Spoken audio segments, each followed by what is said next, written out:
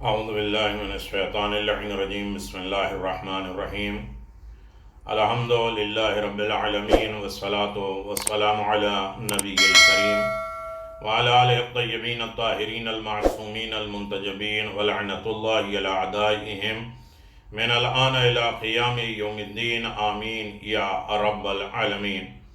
اما بعد فقد قال اللہ تبارک و تعالی فی قرآن مجید بسم اللہ الرحمن الرحیم یا ایھا الذین آمنوا کتب علیکم الصیام کما کتب علی الذین من قبلکم لعلکم تتقون. صدق اللہ العلی العظیم وصدق رسولہ النبی الکریم. سامعین گرامی قدر، ناظرین محترم، 30 روزے، 30 پیغامات کی یہ ہماری 14ویں کڑی ہے. ہر دن کچھ پیغامات ہوتے ہیں، کچھ مطالبات ہوتے ہیں، کچھ نصیحتیں ہوتے ہیں، کچھ درس ہوتے ہیں، کچھ فضائل اور کچھ کمالات ہوتے ہیں. یقیناً آپ دیکھیں، اندازہ لگائیں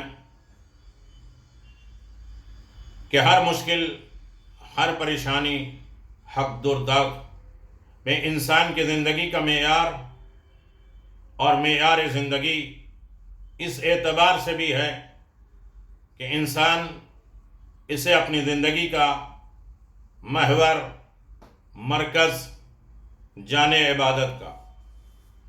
یقیناً 14 ماہ رمضان جناب امیر مختار جو 48,000 تک دشمن اہل بیت کو فنار کیا، جن کے بارے میں ائمہ معصومین نے دعائیں دی.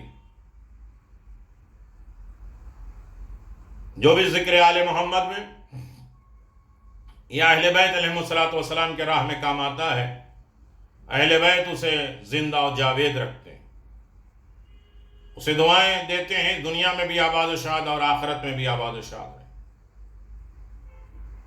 جناب مختار یقین کے محکم مضبوط شخصیت، دربار ہے اور ہلایا جا رہا ہے اور ڈرایا جا رہا ہے، دھمکایا جا رہا ہے کہ اپنے آقا کو دیکھو کہ تیرا دربار اور میرا آقا. امام حسین علیہ السلام کے سر کو دکھایا گیا، ایک مرتبہ ہتھ کڑیوں کو توڑ دیا، لیکن آواز آئی، پیچھے بیویاں سر جھکا لیا، کہ قتل کیا جائے گا. کہا دیکھ تلوار چلا کے دیکھ، یا تو تیری تلوار موم کی ہو جائے گی یا میری گردن لوہے کی ہو جائے گی، اس لیے کہ میرے مولا نے کہا کہ تجھے موت اس وقت تک نہیں آئے گی جب تک حسین کے قاتلوں کا بدلہ نہیں لے. جناب مختار نے بدلہ تو لیا ہے، اس کا مطلب یہ نہیں کہ وہ منتقم ہے. ایک انتقام لینے والی شخصیت پردے غیب میں. اب یہ کوئی کہے کہ ایک مرتبہ بدلہ ہو گیا، اب کیا؟ ایک آنسو کا بھی بدلہ نہیں ہوا. معصوم کا خون بہایا گیا، معصوموں کے اوپر ظلم کیا گیا ہے تو معصوم ہی بدلہ لے گا. اللہم عجل لولیک الفرج. پرسہ دیتے ہیں شہادت جناب مختار کی تمام قوم، تمام ملت، ائمہ معصومین، دین اور مذہب کو، حسینیت کو اور نام حسین کو. عزیزان محترم، گفتگو یہ چل رہی تھی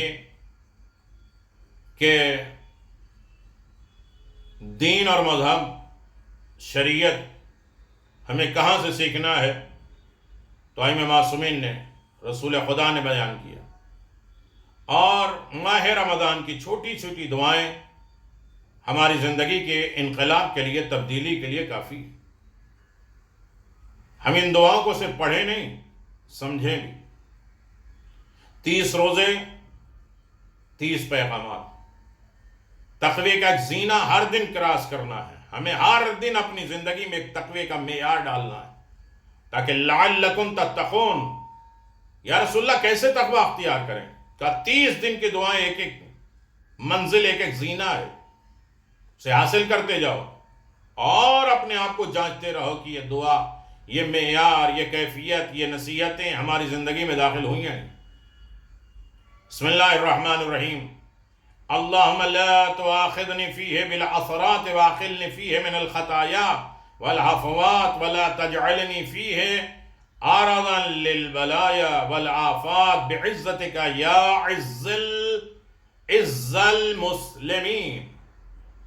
اے معبود، اے میرے پروردگار، آج کے دن اور اسی مہینے رمضان ماہ سیام میں میری لغزشوں، میری خطاؤں کا مؤاخذہ نہ کرنا، جانچنا نہیں، اس کا امتحان نہیں لینا، اس سے ہمیں ریٹرن نہیں لینا،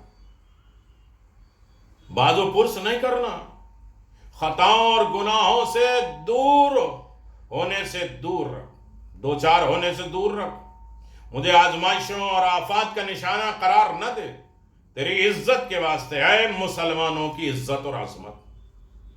آپ دیکھیں اسی دعا میں کتنے پیغام ہیں۔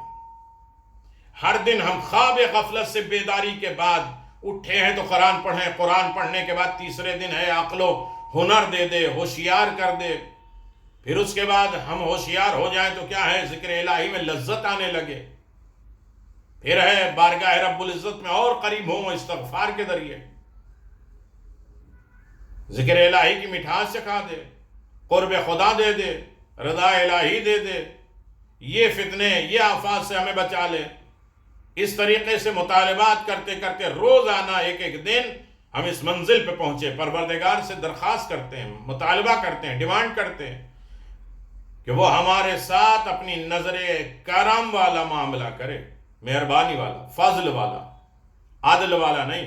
اس لیے کہ امیر المؤمنین نے کہا کہ اے میرے پروردگار، میرے اعمال کو اپنے عادل کے ترازو پہ نہیں تلنا، فضل کی طرح۔ اے میرے پروردگار، میرے اوپر کرم، فضل و احسان اور لطف، مہربانی سے کام لے، ہمیں تیر بلا اور بیماری اور مشکلات کا نشانہ نہ بننے دے۔ آج کے دور میں مشکل ترین زندگی، جسمانی، روحانی، فکری، خیالاتی حالات سے دو چار ہیں ہم لوگ۔ اللہم لا تؤاخذنی فیہ بالعثرات، اثرات، اثرا، اشرا نہیں، اثرا کی جمع ہے جس کے معنی ہے لغزش، خطا۔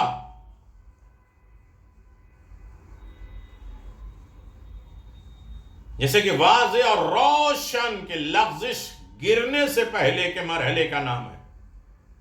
لغزش ہو گئی، گر گئے، بھٹک گئے، گمراہ ہو گئے، بھول ہو گئی۔ اسی لیے اگر کسی کا پیر لغزش کر جاتا ہے، پھسل جاتا ہے، تو اس بات کا امکان ہے کہ وہ پھر سے اٹھ کے کھڑا ہو اور اپنے تعادل کو برقرار رکھے، اپنی بیلنس کو برقرار رکھے، اپنی حفاظت کر لے۔ اس بات کا بھی امکان ہے کہ گر ہی پڑے ہیں۔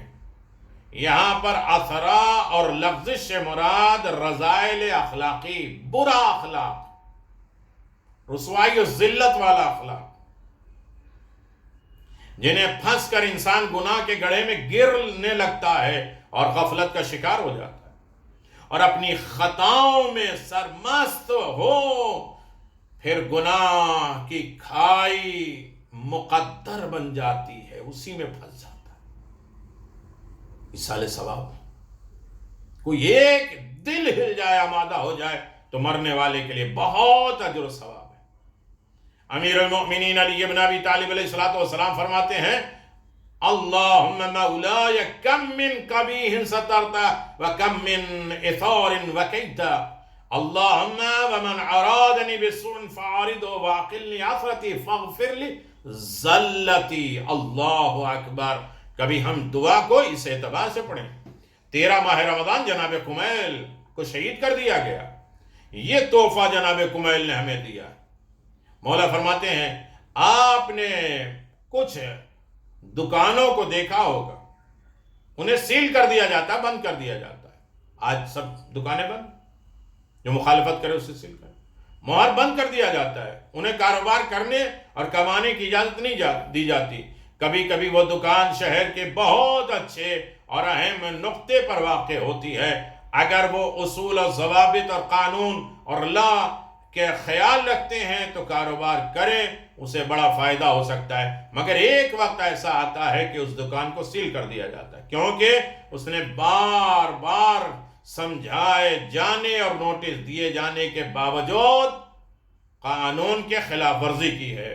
نتیجہ ہوا کہ اسے سیل کر دو، بند کر دو، اس کے کاروباری پرمٹ کو باطل کر دیا جاتا ہے۔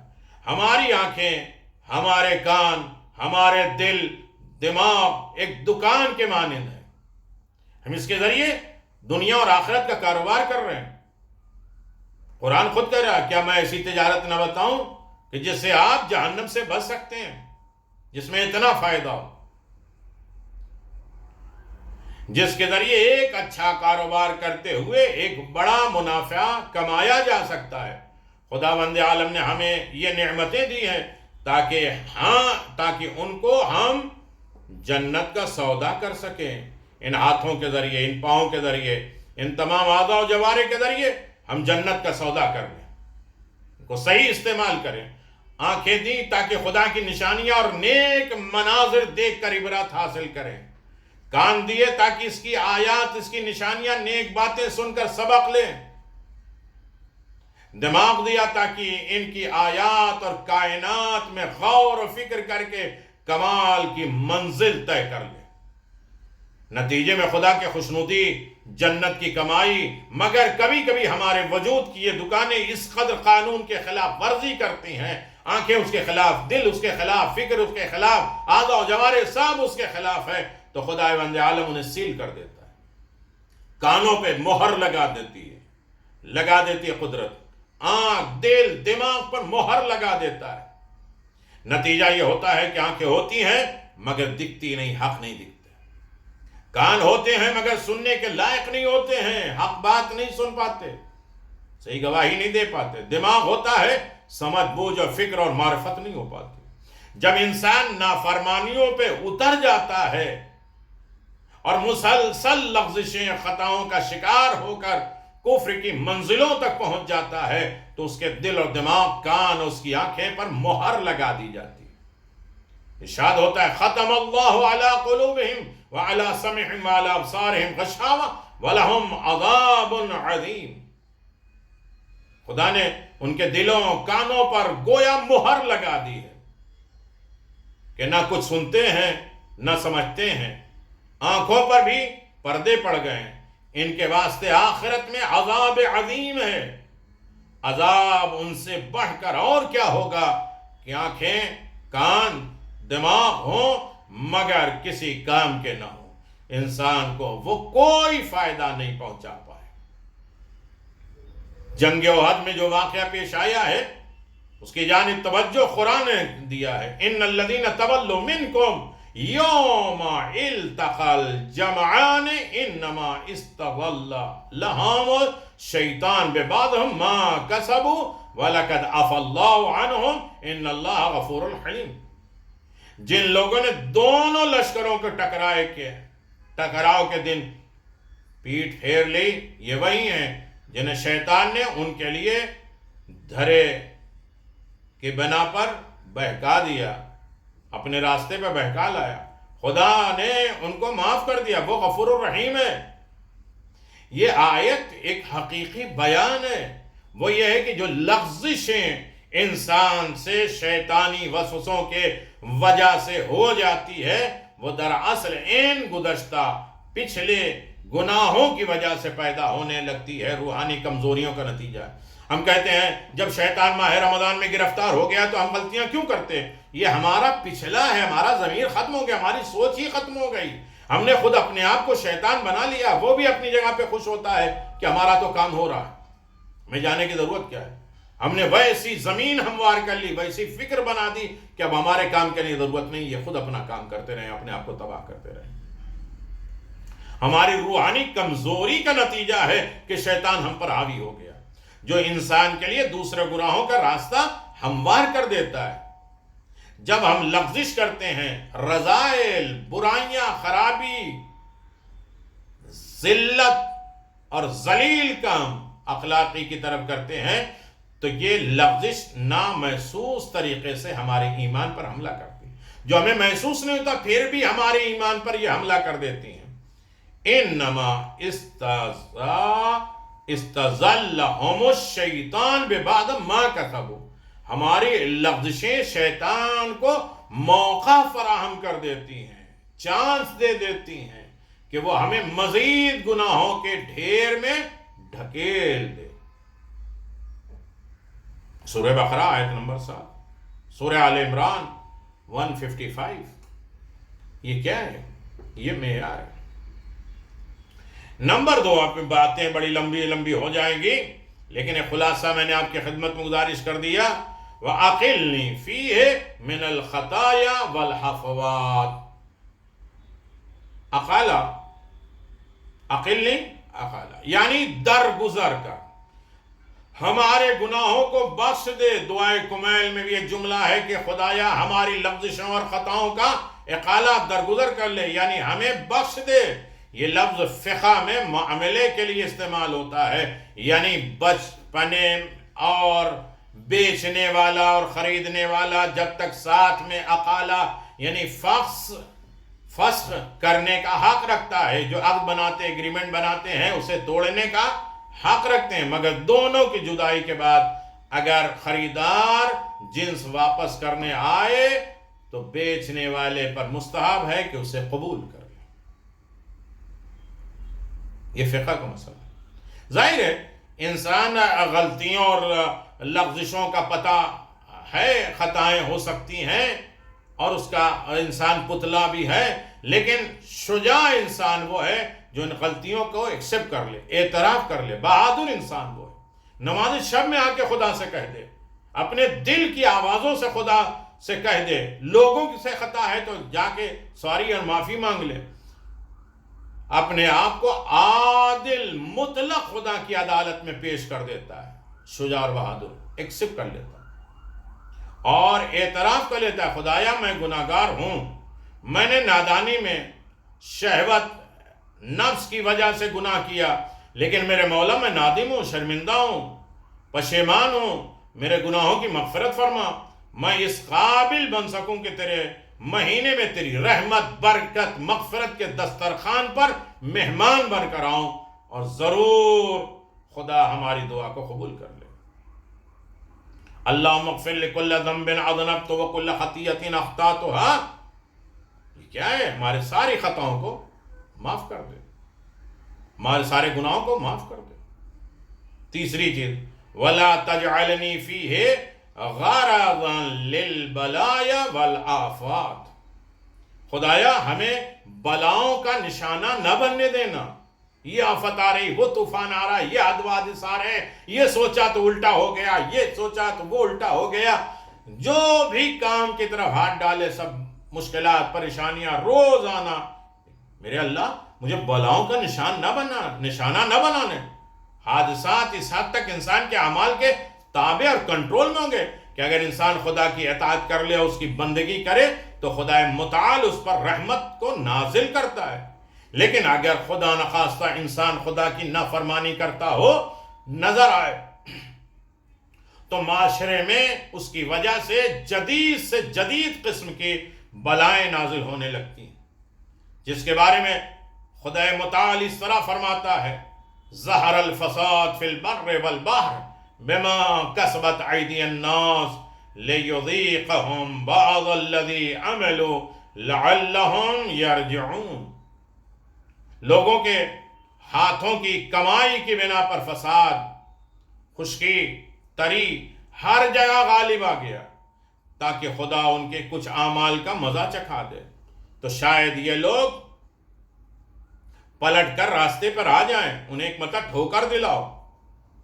ہم کہتے ہیں پہلی غلطی کی اور پکڑے گئے، نہیں، اللہ کہتا ہے میں 40 غلطیوں کو چھپاتا ہوں، پھر اپنے ملائک فرشتوں سے کہتا ہوں کہ اس کی غلطیوں اور کوتاہیوں کو چھپاؤ. جب حد سے زیادہ ہوتا ہے تو کہتا ہے کہ اب اسے عام کر دو تاکہ یہ اب متوجہ ہو جائے، آئے پلٹ کر توبہ کرے، استغفار کرے، میرا بندہ ہے تو میری طرف آ جائے. اس آیت میں قرآن مجید نے ان گناہوں کی طرف اشارہ کیا ہے جن کی وجہ سے سب لوگ پریشانیوں میں گرفتار ہو جاتے. علامہ طباطبائی اس کے بارے میں فرماتے ہیں کہ انسان کے اعمال اور انسان کی تکوینی زندگی کے درمیان بہت گہرا تعلق پایا جاتا ہے۔ اگر انسان فطرت کے قانون پر چلتا رہے تو خدا کی برکتیں اس پر نازل ہوتی رہیں گی، اور جب وہ خدا کے بنائے ہوئے قانون کو توڑنے لگے گا تو اس کی زندگی خراب ہو جائے گی۔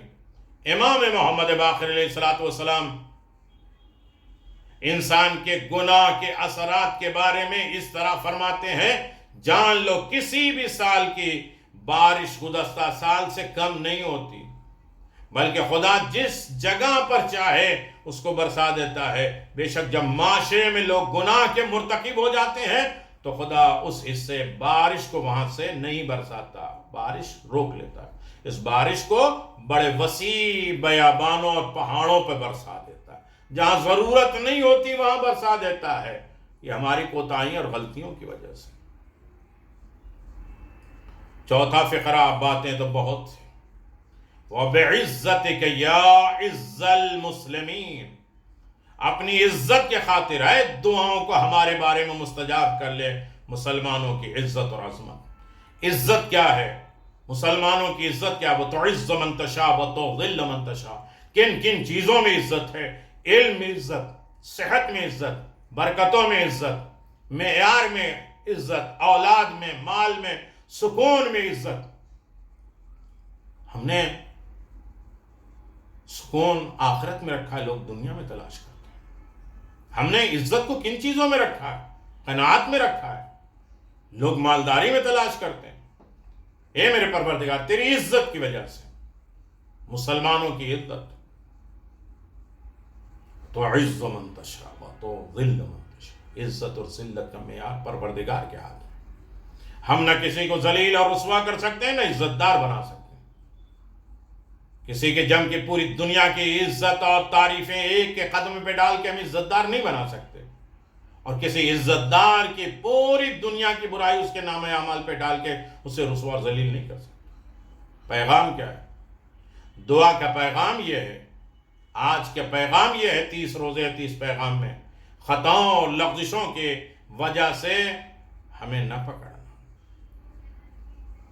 مواخذہ نہ کرنا، تجھ سے ریکویسٹ ہے، تجھ سے گزارش ہے، خطا کے عذر کے قبول کر لے، ہمارے ایکسپٹ کر لے۔ العاف کہتے ہیں، سواری کہتے ہیں، استغفار کر رہے ہیں میرے پروردگار، تیرے سامنے شرمندہ ہیں، رو رہے ہیں، گڑ گڑا رہے ہیں، معصومین کا واسطہ دے رہے ہیں، ہماری خطاؤں کو معاف کر دے۔ دنیاوی آفات اور بلاؤں کے راستے میں نہ آنے کے، دنیا کے ہر آفات اور بلاؤں سے ہمیں بچا لے۔ عزت خدا کی جانب سے۔ یہ 4 پیغام تھے۔ آج کے دن ہمیں غور کرنا ہے، یہ پیغامات کو کتنا ہم نے اپنی زندگی میں ڈالا، آج کے جزوی تقوی کو کتنا اپنے زندگی میں ہم نے بسایا۔ یہ 4 معیار ایک زینہ ہے تقوی کا، ایک زینے پہ ہم نے اور قدم رکھا یا نہیں رکھا۔ امیر المؤمنین علی ابن ابی طالب فرماتے ہیں، الدنیا دار البلاء محفوفہ، دنیا ایک ایسا آشیانہ ہے، گھر ہے جو بلاؤں سے گھرا ہوا ہے۔ دنیا میں سکون نہیں ہے، اطمینان نہیں ہے۔ آپ دیکھ لیجئے سورہ روم آیت نمبر 41، المیزان 18، کافی جلد 5، نہج البلاغہ میں امیر المومنین کہتے ہیں دنیا ایسا آشیانہ، ایسا گھر ہے، ایسا گھونسلہ ہے جو بلاؤں مصیبتوں سے گھرا ہوا ہے۔ سارا سکون اطمینان تو جنت قرب الہی، آل محمد کے محبت الفات میں اللہ نے رکھا ہے۔ دعا ہے رب کعبہ بحق الزہرا و ابیہا و بعلہا و بنیہا، ہم سب کو در اہل بیت سے وابستہ رہنے کی توفیق ہو۔ جناب فیروز بھائی میرا روڈ والوں کے والدین کے لیے سورہ فاتحہ ہے۔ اللہ سب مرحومین کی مغفرت فرمائے، زندوں کی حفاظت فرمائے، جن کے ماں باپ اس دنیا سے چلے گئے ان کے اولاد کو ان کا حقوق ادا کرنے کی دولت عطا فرمائے، اور ذکر محمد اور آل محمد سے ان کی قبروں کو روشن کرے اور ان کے واجبات کو کم کرے، اور جوار معصومین میں جگہ عنایت فرمائے۔ اس اولاد نے اپنے باپ کو یاد کیا، ماں کو یاد، باپ کو یاد کیا ہے مرحوم کو، تو اللہ ان کے درجات کو بلندی فرمائے۔ وہ آج قبر سے خوش ہوں کہ میرے بیٹے نے مجھے شب 15 رمضان کا تحفہ دیا ہے، جس کی وجہ سے قبریں روشن ہو جائیں، امام حسن مجتبی کا جشن اس کے دلوں میں ہو۔ اللہم ادخل اہل القبور السرور، قبروں میں سرور اور خوشی۔ ہمارا موضوع چل رہا ہے کہ ماہ رمضان یاد امام زمان، اس میں ہم دعا پڑھتے ہیں اللہم ادخل اہل القبور السرور۔ قبروں میں مسرت اور خوشی کس وجہ سے؟ 11 چیزوں۔ قبر والے بھی خوش ہوں گے جب امام کا ظہور ہوگا، ایک دوسرے کو مبارکباد دیں گے، ایک دوسرے کو گلے لگیں گے۔ دنیا میں ہر انسان ہر طریقے سے خوش ہو جاتا ہے، لیکن قبر والا خوش اپنے امام کے تذکرے، اپنے امام کی آمد پہ ہوتا ہے۔ اللہ اس سورہ فاتحہ، اس دعا کا اجر و ثواب فیروز بھائی کے والد تک پہنچا دے، انہیں قبر میں سرور، اطمینان دے دے۔ آپ اپنے مرحومین کے نام بھیجتے رہیے، انشاءاللہ فاتحہ ہوتا رہے گا۔ سورہ مبارکۃ الفاتحہ۔ بسم اللہ الرحمن الرحیم، الحمدللہ رب العالمین۔ السلام علیکم ائمة الہدی ورحمۃ اللہ وبرکاتہ۔ استودعکم اللہ وأقرأ عليكم السلام۔ آمنا بالله وبالرسول وبما جئتم به ودللتم عليه، اللهم فاكتبنا مع الشاهدين۔